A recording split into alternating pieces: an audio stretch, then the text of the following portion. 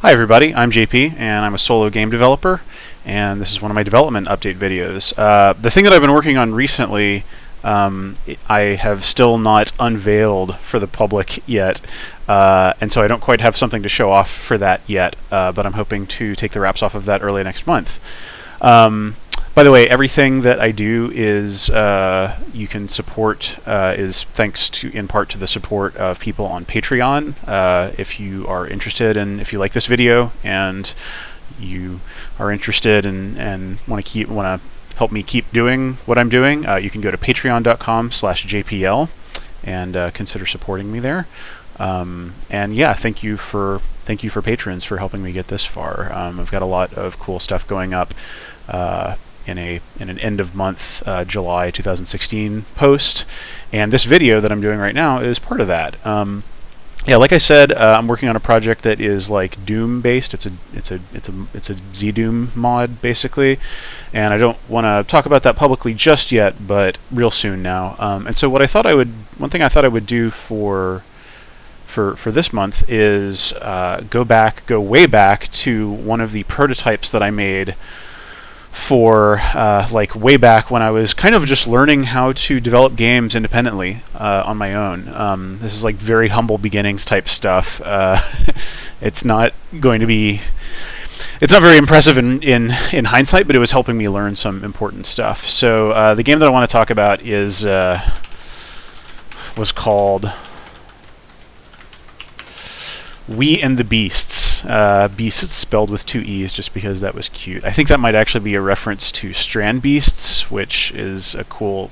I don't want to get too far off course here. But so yeah, in 2007 and 2009, basically, I worked on these little prototypes of games that were.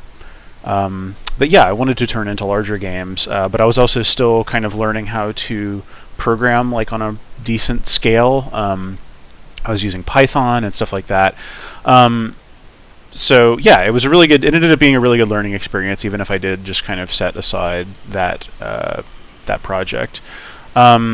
So yeah, where did this game idea come about? Well, in like 2006, 2007, I was living in Boston with my now ex-wife, and I was working on BioShock 1, and we were crunching a lot on that project, and I turned to like the solo development stuff partly as just kind of a way to relax and have like another outlet for creative stuff outside of work.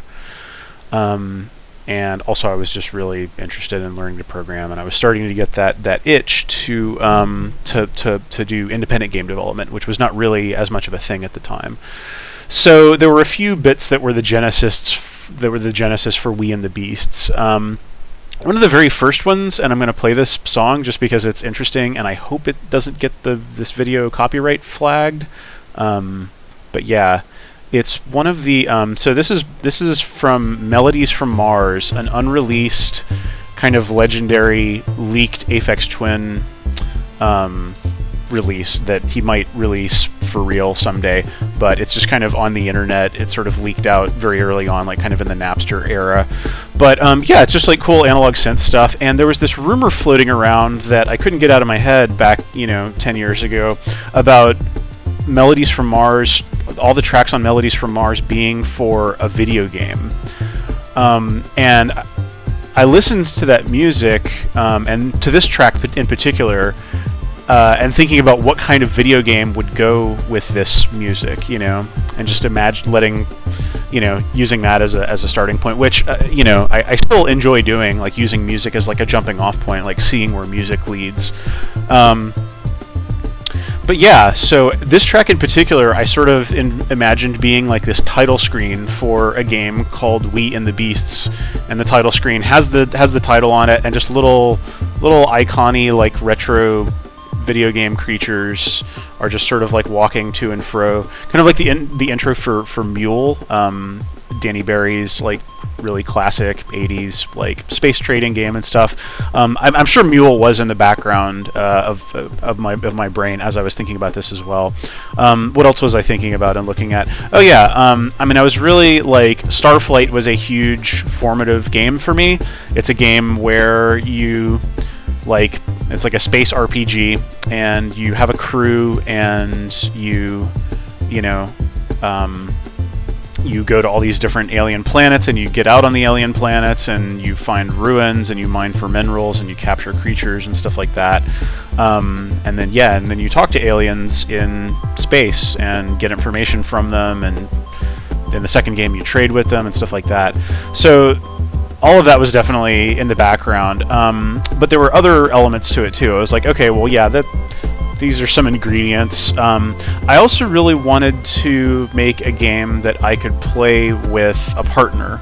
I really liked the idea of a two-player sitting next to one another on a couch, like taking turns, and like something that is like not real time so much. I think like my ex and I like played Final Fantasy Crystal Chronicles around that time, and I was thinking like, yeah, I like running around, together on a, in a console game setting. I like running around together and doing, kind of like RPG stuff or whatever. But the fact that it's like real time and there were like these action reflexy type things didn't really do much for me, like I don't know, that game just didn't grab me. And there were other things that I was kind of like, yeah, well, I was also playing Advance Wars, I guess, on like the Game Boy Advance or DS at the time, and I was like, yeah, this is really, and Fire Emblem as well, and I was like, yeah, this turn-based thing, like you can have a lot of, I was just really into turn-based games at the time. I felt like there was a whole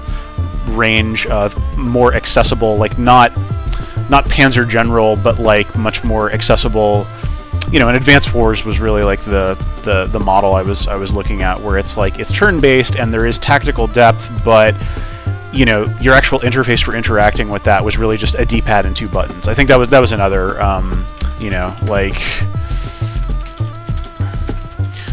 if you could play a turn-based game on a Game Boy Advance, that was a pretty good win as far as like complexity to depth.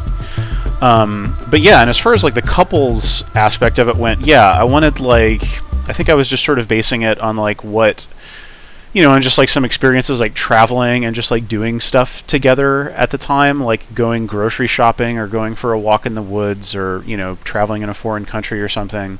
And I was like, yeah, it would be really cool if games, like if co-op experiences in games let you have those kinds of things, and a Starflight type game seems like a cool sort of thing to seems like a cool sort of setting. The two of you are in your spaceship and you're going around to different planets and having these little adventures and stuff.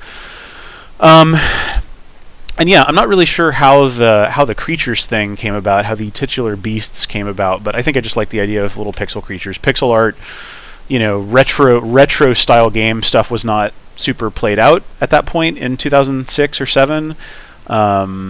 Not that it's, not that there's anything wrong with it even today, but yeah, this was a thing that I wanted to make, and also I was just like tinkering with game development stuff in Python. Pygame was my tool of choice at the time, just because I found Python easy enough to learn, and Pygame was a pretty good no-nonsense game platform. So let me jump into the first prototype that I made here.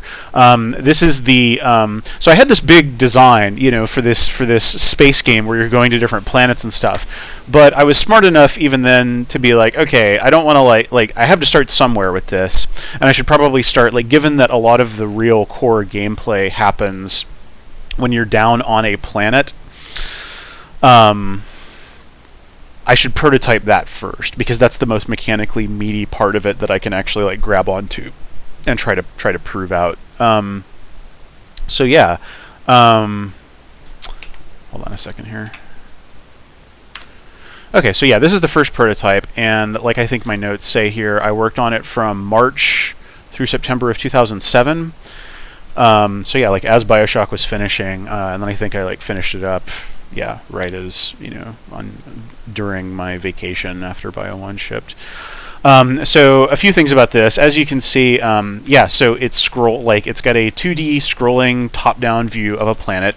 As is probably immediately obvious, the background tiles are ripped from Ultima 4. I think I had recently discovered the XU4 open source Ultima 4 recreation project. And I really loved the look of those. And as you've seen, if you go all the way back to the very first of these development update videos that I did in 2014, the Ultima 4 map viewer was actually kind of what got me started doing Playski. So anyway, yeah, but yeah, and then so I'm like, okay, I want to make like scrolling around this little Ultima 4 landscape in real time. So that's cool. Let's do that.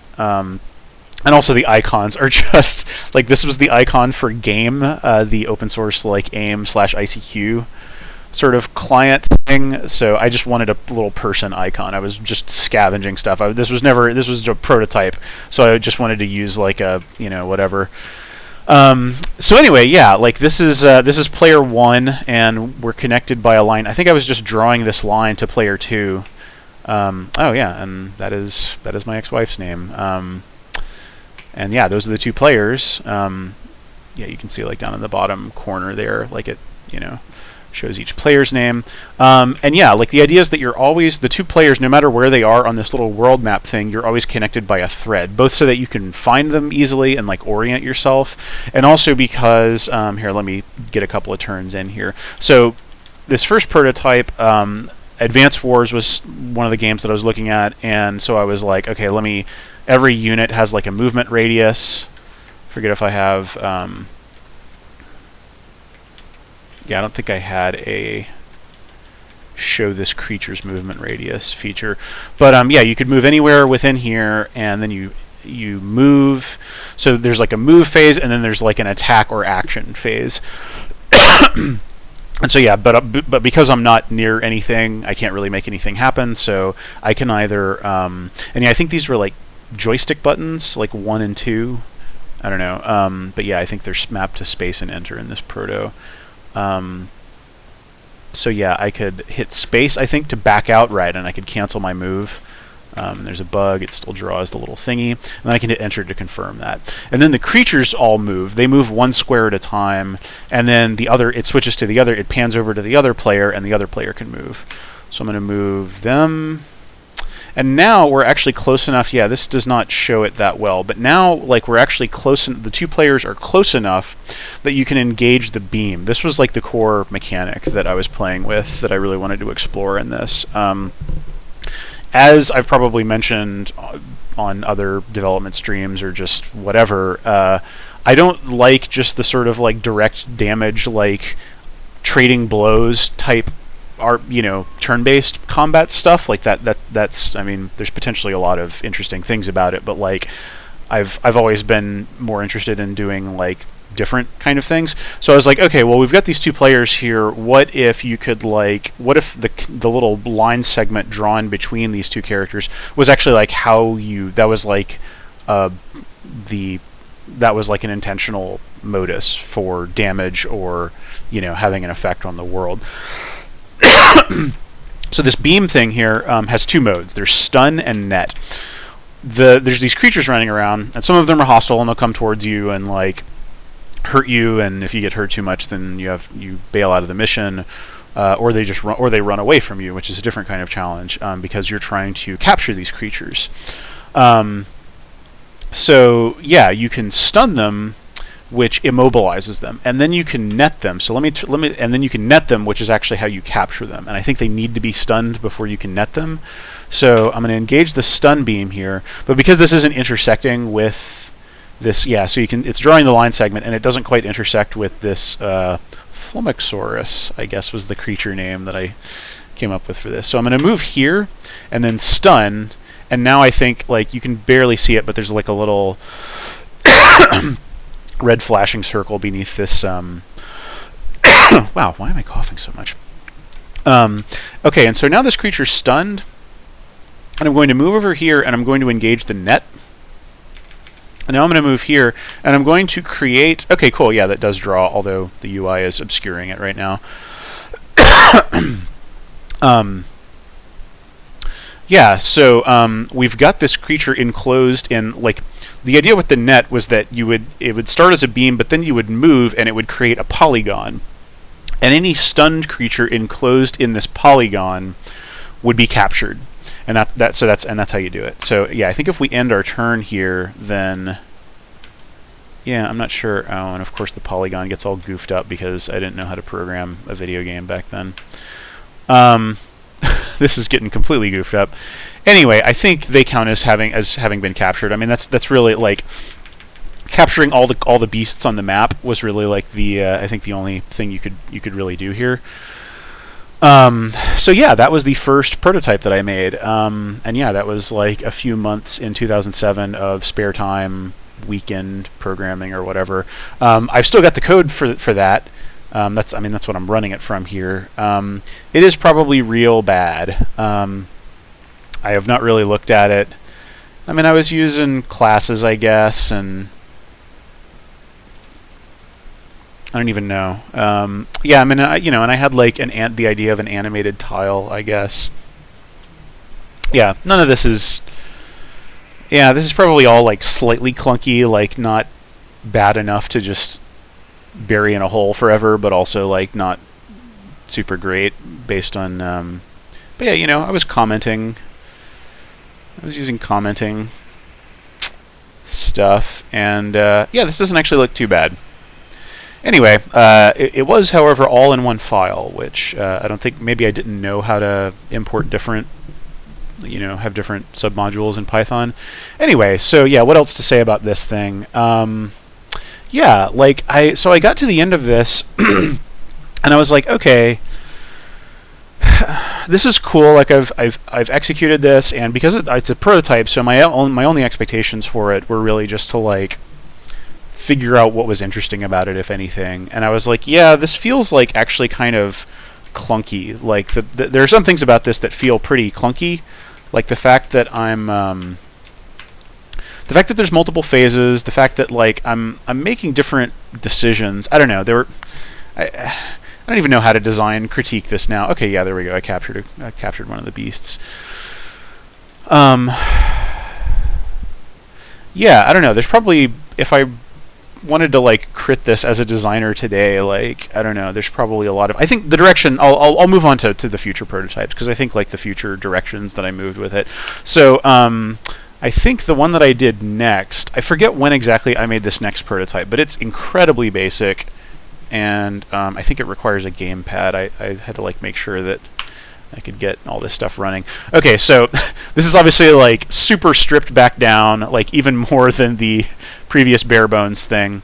And I think my joystick detection stuff is like, or my joystick input handling code. But yeah, so we've got two players, A and B, and I for the purposes of this prototype, I made it just so that you can control each player with the left and right analog stick respectively. And so we've got this beam between them, and then we can like intersect with them, and then we can hit the A button, and we're drawing that net polygon. Oh gosh. And I think like when we overlap a beast who's not stunned, it doesn't do anything. So we stun them, and then we net them, and then they become captured, and then it spawns a new one. So this was like a day of prototyping. Obviously, this was just like super simple, and I could probably do it in like less than an hour now or something. But yeah, so what I was trying to figure out with this was like, I was like, okay, well, I did turn-based, and the turn-based thing actually didn't feel awesome the way that it feels in like Advance Wars or Fire Emblem or any other kind of turn-based thing. It actually just makes it kind of feel more clunky. So I'm going to make a real-time proto, even though I'm not as interested in making a real-time game, just because I want to like see what the real dynamics of this, like being able to play with a mechanic in real time, even if your target is turn-based, can be kind of illuminating in different ways, and yeah, I mean, it's also just like a weird experience, like controlling what's supposed to be two players. I mean, I think I might have like tested this out with my partner, and to like with each of us controlling one analog stick, just to see what that was like. I mean, I was very interested in that co-op aspect of it. Like the whole like out of game cross communication that just happens like with people talking to one another, sitting next to one another. I wanted to prototype that as well, and unfortunately I don't really remember that much about like what I was doing on that front. So, but anyway, yeah, I made this like very shortly after finishing the previous prototype, I think. And I kind of made this, and I was like, huh, okay, this is sort of a purer form of it, and maybe I can, take that in some direction, think about it someday. I think at this point, yeah, and so that would have been like towards the end of 2007, which is around the time that like I left Irrational to move out to California and start 2K Marin, and that was obviously a big life thing, so I kind of set that aside for the moment. And then for all of 2008, yeah, this was definitely 2007. Yeah. For all of 2008, I worked on my spare time project, and it was doing Bioshock 2, getting 2K Marin hired and built, and working on doing the first year of Bioshock 2 development.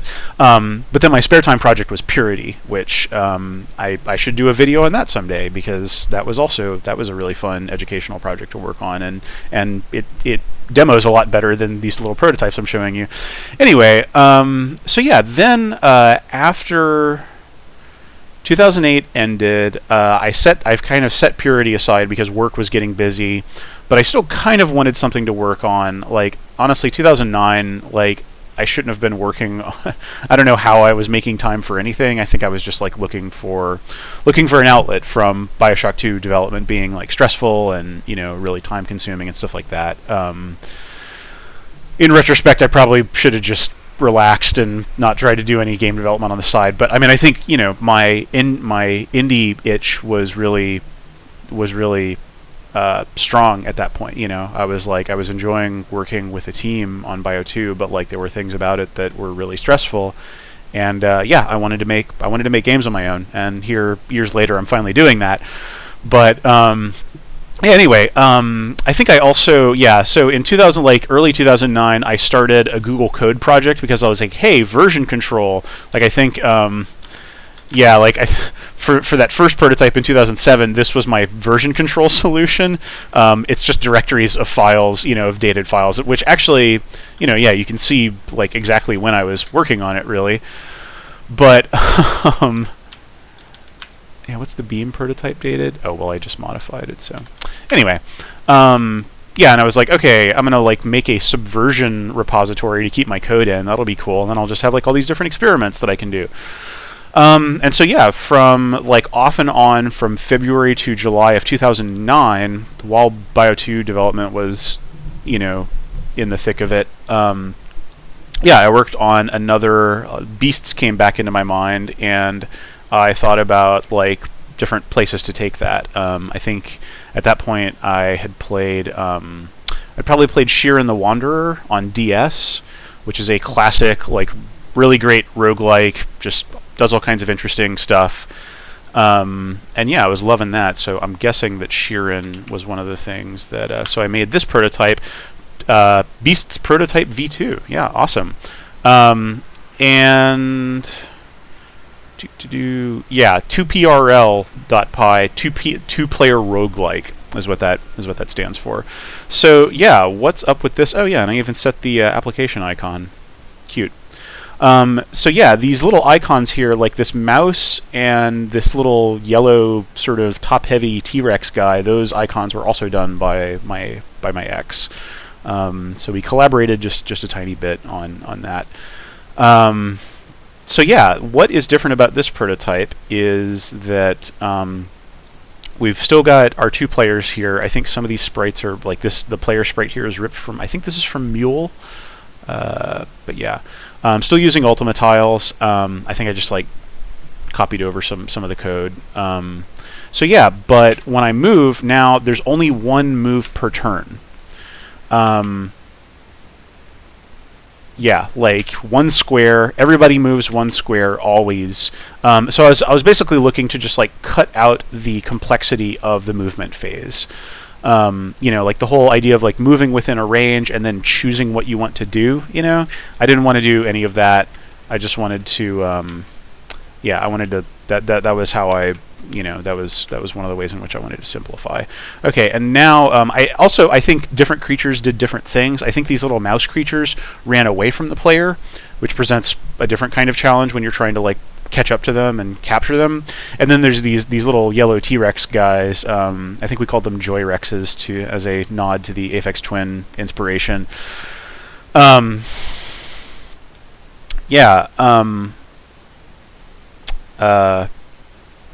they were aggressive. They would, and I think you can maybe see they are tracking towards the players here. And if they touch you, then they will damage you, although I don't know if I actually implemented that mechanic. So yeah, I'm getting over to this thing here, and now I intersect with... Let's see, how do I... Oh yes, okay, right. So I have to...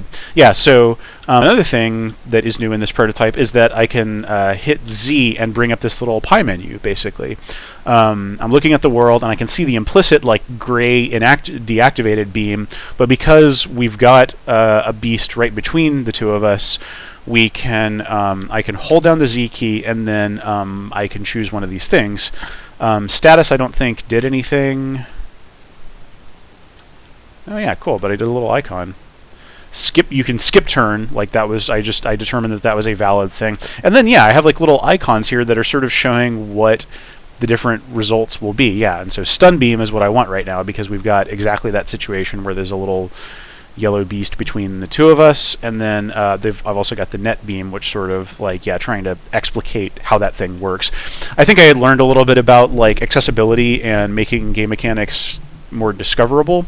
And I think that's kind of what I was going for here. Also, I was just getting a little more, fancy with. I was like, yeah, UI is important and whatever. So anyway, I'm going to engage the stun beam here. Okay, yeah, and that thing is stunned now, so that's cool. And now I am going to. Let's see, is this? Whoops. Okay. So I thought I had stunned that critter. Let's see. Oh, okay, right. Spacebar. I had different controls I made it so that two players could play on one keyboard. Alright, so we've got this beast stunned, and now let's do the net beam. Alright, I think we netted it. I think. Net. Yeah. And I forget, like, how functional this thing ended up being. Like, maybe not very. And yeah, my net... The polygon drawing code still goofed up. I feel like that worked at some point, and then I must have broken it or something. I don't know. Anyway, oh yeah, and the log is giving us some information here. Freighty Beast isn't in. Oh, maybe I was doing some sort of collision or something. I don't even know. Entities hit by beam.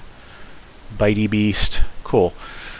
So yeah, like basically I did this, and I feel like this was a lot closer to what I was trying to do. Like this feels like, because even though the taking turns thing is clunky, my idea was like I also wanted to minimize downtime for the other player, so that if your turn is only ever like less than 5 seconds, not counting like thinking time, if you're like. The idea was just like boom, boom, boom, boom. Like the two players are like moving. There's like each round on a planet, each mission is a lot of turns, and you go through them in fairly rapid succession. So you get some of those benefits of real time. I think that was what the real time prototype taught me. Was like the more you can make it feel like real time while still retaining the sort of no pressure reflexes, no reflexes required thing. Of turn-based. I think that was where I ended up with that.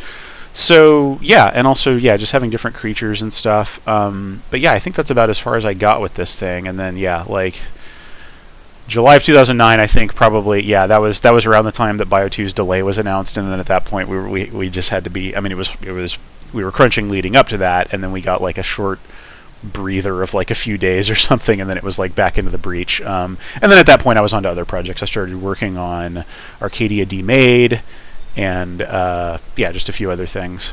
So anyway, yeah, I think that's about all I've got for that prototype. So yeah, this game is still kind of cool. Like I definitely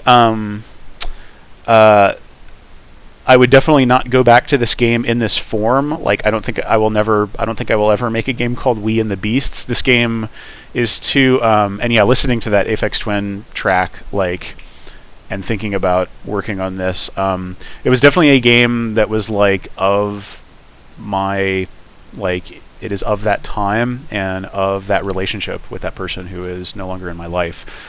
And yeah, it's kind of a weird and bittersweet to think about in that respect. But yeah, there were cool things about that. I still think like a 2 players taking turns in rapid succession kind of roguelike game.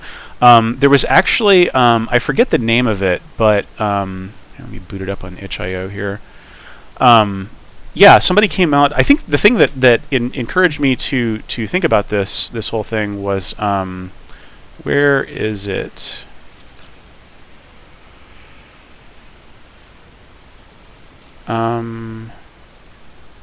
Is this what I'm thinking of? Yes. Okay. Yeah. So these folks, Rat King, made this game that I saw recently, and it really reminded me of this. This is a 2-player dungeon-based kind of like roguelike thing where you're running around, where it's 2 players running around together, and yeah, like it seems like it's kind of mining similar territory here. Yeah, and this was also just a prototype. Yeah, that's right. Yeah, like it's instead of the beam, they just went with a much more conventional, sort of shooting thing. So it's kind of like Binding of Isaac as well. Yeah. So, and it also has like a kind of relationship theme. Like it's about, this. It's about, and I think this team is a couple. So. Yeah, like this reminded me of it, and they put up this little proto. I think they still want to make a bigger version of it someday, but yeah, they put up their little prototype on itch.io, and I think that's really cool. So yeah, what else is there to say about We and the Beasts? I certainly didn't give up on the idea of space game of a space game. Sometime in 2011, I guess, I worked on a like space trading game. It was basically like, okay, what if it was entirely about the trading, like high-level planet-to-planet game, and 0% about the planet side game? And I think there it became a lot more about haggling. Yeah, and I guess like I'll talk a little bit about the high-level design that I had envisioned for Beasts. So yeah, I was like, okay, Pokemon is just kind of like you're building this collection, but this collection is just like a big list of data, and then it's also sort of put into like the traditional JRPG kind of format, where you have a huge roster of potential party members, and then you bring one of them out and they do RPG type commands. With the reason that you were capturing those beasts in those prototypes, the high level design that I had in mind was like you have a starship, and you can take that ship to a whole bunch of planets in a procedurally generated galaxy. Like there's a whole bunch of stars in random places, and each star has like different planets, and the layouts of the planets are randomly generated, and they're populated, based on procedural generation. Because 2006, 7, 8, 9, like procedural generation was like, not as many people were doing that, and it felt really exciting and awesome, and Starflight had done it back in the day. So you were going around capturing these beasts, and you would capture them, and then they would get beamed to your ship. And your ship's hold was like a menagerie, like not a zoo exactly, but like just a big collection of creatures. And the contents of your menagerie would determine your abilities. Like having those creatures like in your possession or whatever would grant you more abilities. So if you captured more of a certain kind of creature, that would actually extend your move range on the ground. And if you captured a different type of creature, that would extend your beam range, like the maximum distance at which you could, do a beam, engage your beam. Yeah, and so that's why those beasts had value to players, and why you wanted to go to different planets and get more stuff. I think also like the menagerie was like spatial, so you would put like beasts into different slots. So you would end up with like this, and then you would upgrade your ship to have a bigger hold so that you could have more complex arrangements. So it was almost like a little bit of, in retrospect, it was a little bit like the feng shui bits of Animal Crossing, where like arranging different creatures in different configurations like has different effects for you as the player. And then the higher level thing was like, yeah, you were going planet to planet, and each star system had like a trading post. And these trading posts were populated by little well, each trading post had one NPC. So it was like, here's Bob the alien's store, and you go in and Bob is looking for a particular kind of beast. And maybe that beast is all the way across the galaxy, or maybe it's just like a couple of systems over. And Bob is willing to pay like a premium for those beasts, and then you can use that money to like upgrade, your ship hold or do some other stuff. I don't know. There were kind of multiple axes of upgrading, and that seems crufty, but yeah. And the idea would be that you would build relationships with these shopkeepers, and eventually they would start giving you better prices or offering more items or something like that. And they each had their own little Animal Crossing style personality. When I wrote Animal Crossing here, I wasn't talking about the feng shui stuff so much as just like, these storekeepers are like persistent NPCs that you can like have a growing relationship with over time, and you think of them as being in your neighborhood, like just because they're in the star systems that you're operating out of and stuff. So I don't know. Yeah, that was the high level design that I sort of wrote out and had some plans for, but like I very rightly was like, I need to make sure that like the core mechanic that I'm building everything on top of is solid before I continue with this. And sure enough, I did. So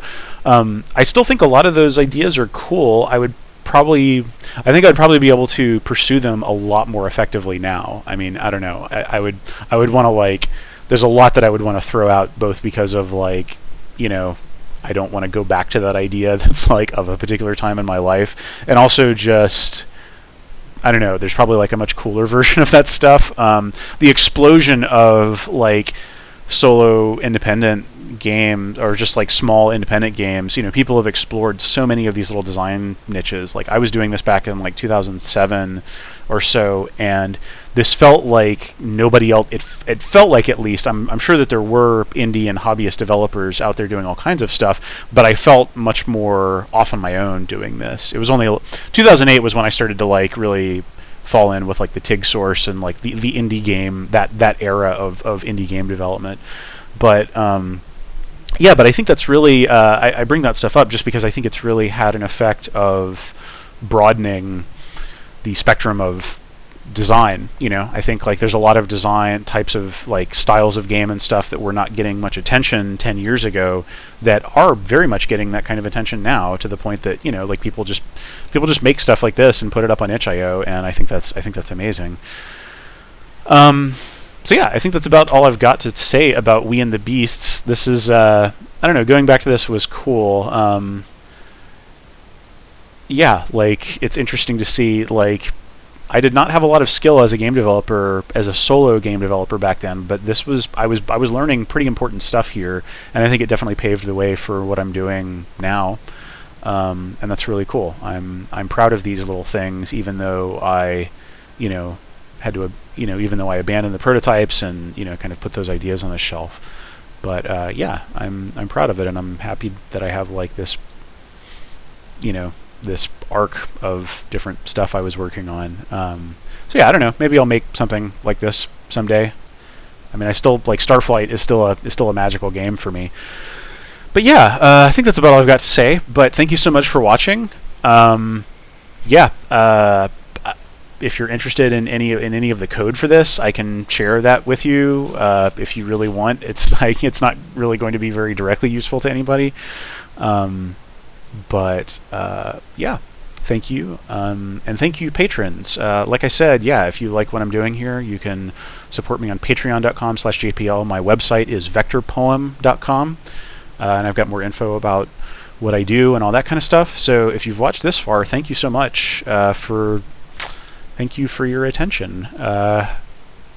And yeah, I'll see you next time, and hopefully soon, next month in August, I will be starting to show off some of my Doom project, because I'm really excited about that. Okay, thanks a lot. Have a good day.